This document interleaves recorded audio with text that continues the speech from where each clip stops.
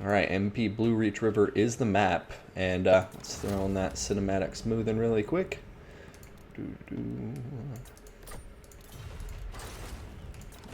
Also, let's throw on a little bit of music, huh? Nothing too crazy, but just something to throw in the background.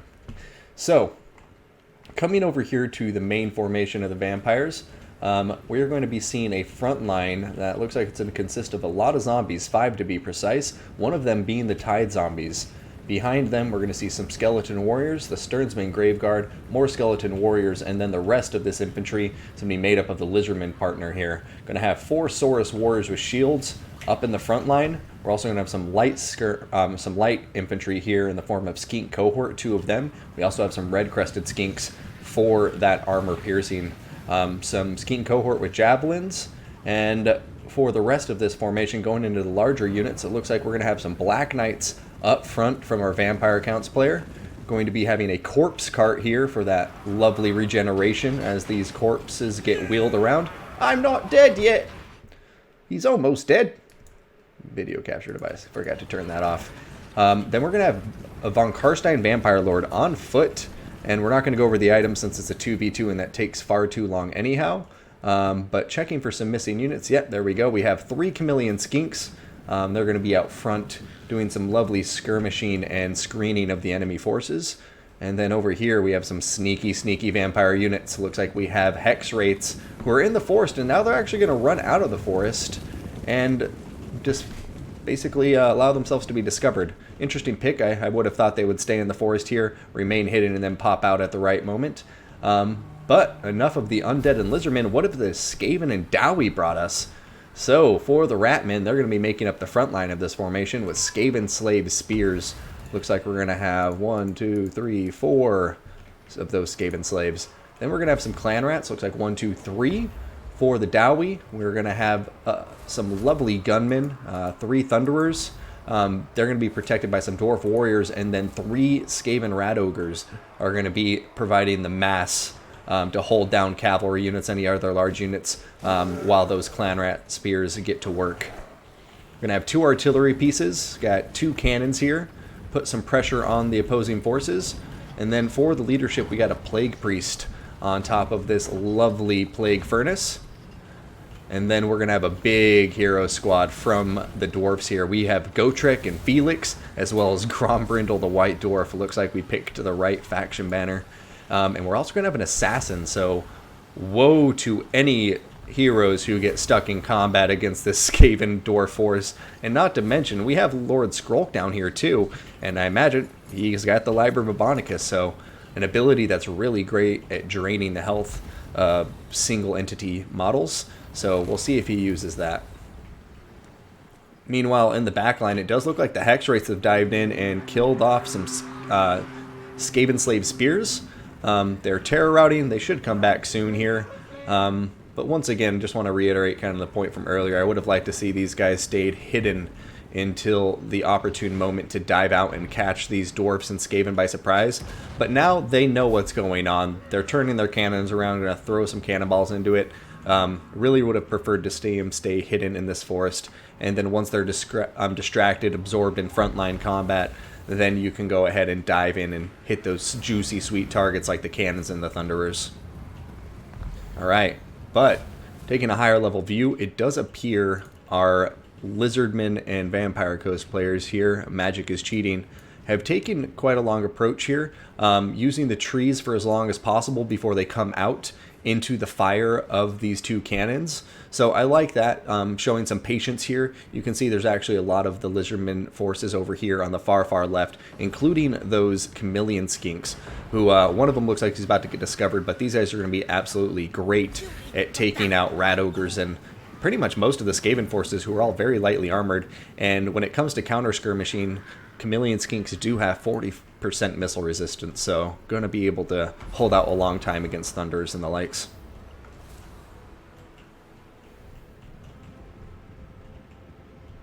Alright, looks like the Vampires and the Lizardmen have finally committed to it. We're going to be seeing their team push forward while the Skaven and Dwarfs patiently wait their approach, as they get to just sit on that hill with these 2 cannons, forcing their opponents to them. I do like this army quite a lot. You can tell it's well thought out. It has a lot of units that complement each other well, in particular the tar pit units from the Skaven that will really allow those thunderers and cannons to shine.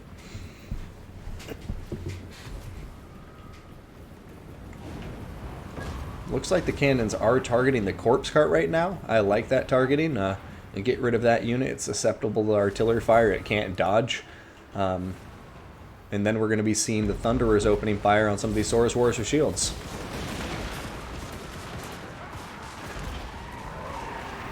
Manticore summon has gone down. And we're going to see it coming out right here, the edge of the forest. That Skink Priest Beast staying hidden so he doesn't get taken out.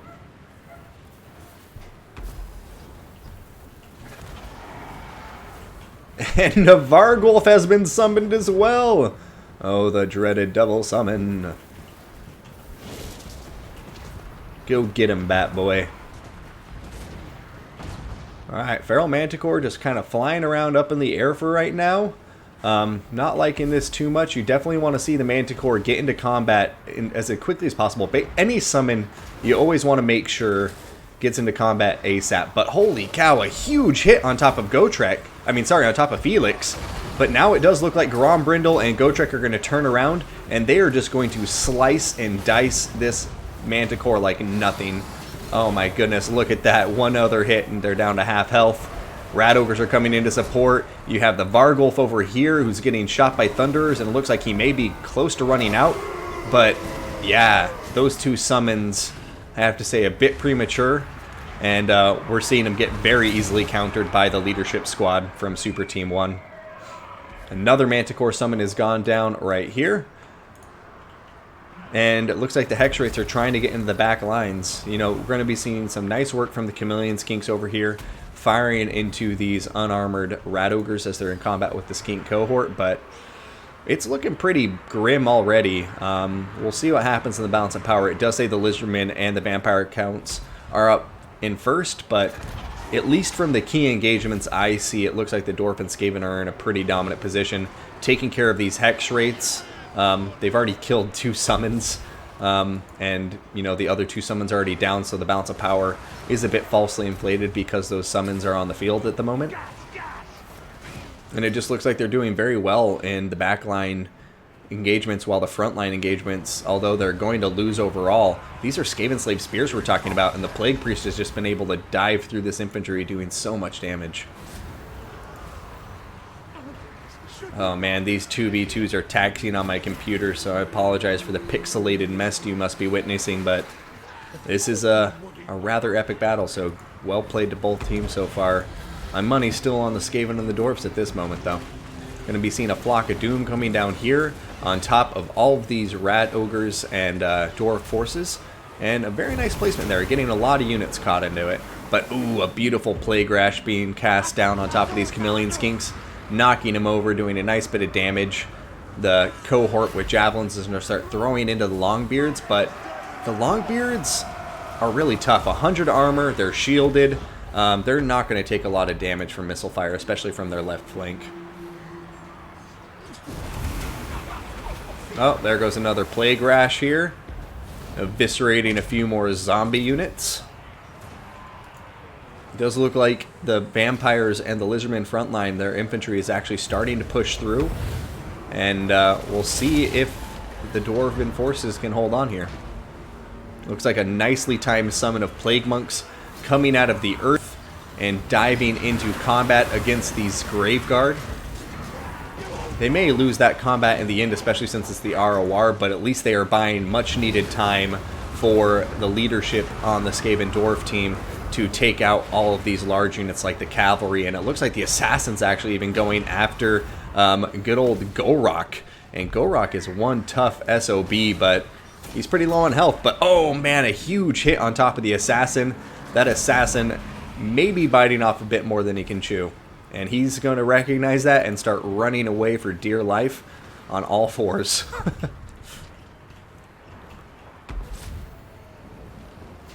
Oh boy, what's going to happen? Are we seeing another summon here? Yes, we are. Clan Rat summon.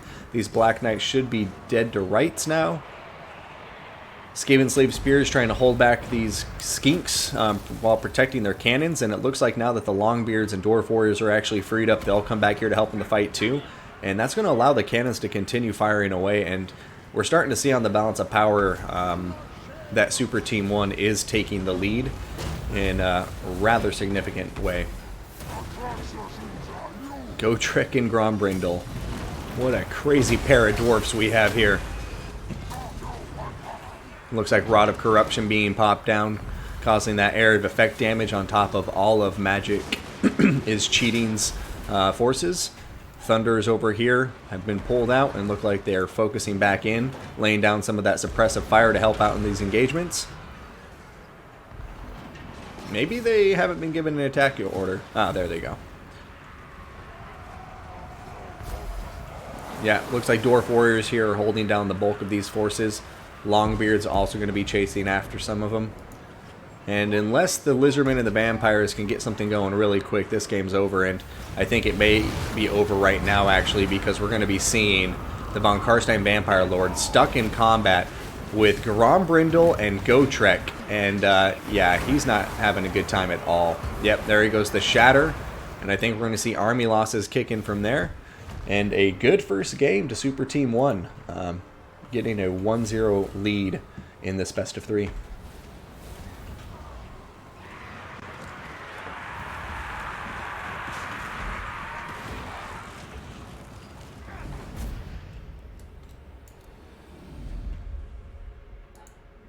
Yeah, that was well played to those guys. The Rat saw some Skaven slaves in their woods. Oh, gotcha, F-Pod. My bad, F-Pod. I wish I would have seen that during the battle. So, fair enough. Those Skaven slaves caught him in the forest. So, my apologies and a correction there. Hex race had already been discovered. That's why he was doing it. But, I mean, let's look through these two teams. So, Longbeards and Dwarf Warriors doing absolutely beautifully. And these cannons just really setting the pace of the whole battle. Coming over here, Clan Rats, talk about value, 114. And granted, these are summoned, like fighting off zombies and such, but still some really good value from some very cheap infantry. And the Plague Priest, 149 kills with that lovely chariot. He was, hit the Plague Furnace, he was riding around, and all those well-placed Plague Rash cast, doing quite a lot of damage, killing a bunch of those chaff models. Got Lord Skrulk over here, 61 kills, and then taking out the undead forces. I mean, the Sternsman Graveguard, just an absolutely wonderful infantry unit. One of the greatest infantry units in the game, in my opinion. Got that passive regeneration, very solid melee stats, and they can just tank forever. So, nice 77 kills on top of them. Looking at the Lizardmen here, the Saurus Warriors also just getting very, very good kills. Granted, a lot of that was Skaven slaves, you know, but the Chameleon Skinks too, I like that pick quite a lot. And looking through this army, these two players' armies, like, I don't really disagree with any of it. Maybe some Blood Knights instead of one of these Hex Rates. I know Blood Knights are a little bit more expensive, but, you know, you can do something, get them in there. I think the full Ethereal Cav can be a bit risky in some scenarios, and Blood Knights just crush Rat Ogres like nobody's business. But yeah, great games to both of these teams.